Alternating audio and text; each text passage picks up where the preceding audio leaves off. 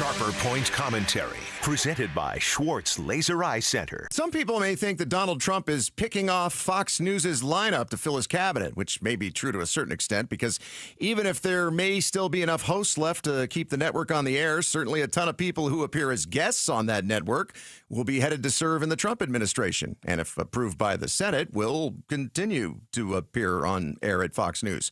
One name that has some people puzzled is Pete Hegseth. He's a Fox News host, and he's an author. In fact, an MSNBC editorial piece written by Brandon Friedman says, quote, Trump's selection of Fox News host Pete Hegseth to serve as Secretary of Defense is gum in your lap shocking. Friedman, a former Obama administration official, says, quote, Hegseth is not qualified for this role. He has no particular experience or expertise that would lead any sane person to put him in charge of America's military.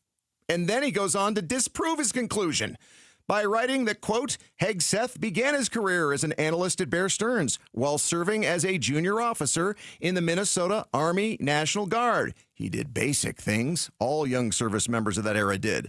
A rotation at Guantanamo Bay in 2003, a tour in Iraq in 2005, then another tour with his Guard unit in Afghanistan in 2012. My friend, those are not basic things. And you don't have to be a bureaucrat or have been an officer with a couple of stars on your lapel. Being a major is good enough. A few years ago, a friend of mine who served as a Marine before serving veterans at the Phoenix VA as a counselor told me that he wished that Donald Trump would have nominated Pete Hegseth to be VA secretary. It's because Hegseth is way more than just a Fox News host. Other nominees by Donald Trump make sense to anybody, even if they gripe a bit because of their political affiliation. Florida Senator Marco Rubio as Secretary of State, it's a great choice. But then there are the kind of iffy ones, like Tulsi Gabbard as Director of National Security, although she's a veteran. Also, she doesn't see our enemies necessarily as enemies, and that's not a great thing. And then there are the plain old awful nominees. I'll talk only about one particular one, the one that made me drop the gum on my lap when I heard that Donald Trump nominated Florida Congressman Matt Gaetz as Attorney General. The same Department of Justice that Matt Gaetz would lead if he's approved by what will be a Republican majority U.S. Senate, accused him of sexual misconduct and illicit drug use, sharing inappropriate images or videos on the House floor, misusing state ID records, converting campaign funds to personal use, and accepting impermissible gifts under House rules.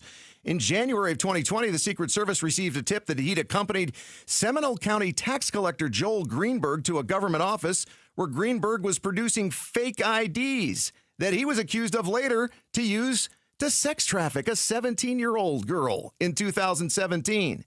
By March of 2021, Gaetz was seriously considered not seeking re-election and possibly leaving Congress early for a job at Newsmax, the same day that the New York Times reported the Justice Department's investigation of Gaetz. According to CNN, a person briefed on that same matter said investigators also examined whether Gaetz used campaign money in his relationships with young women for travel and expenses, and whether cash and drugs were involved.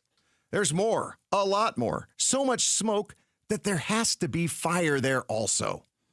So much fire that I say ixnay on the Gaetz nomination, because I don't want anybody near the Department of Justice that I wouldn't want anywhere near my daughter.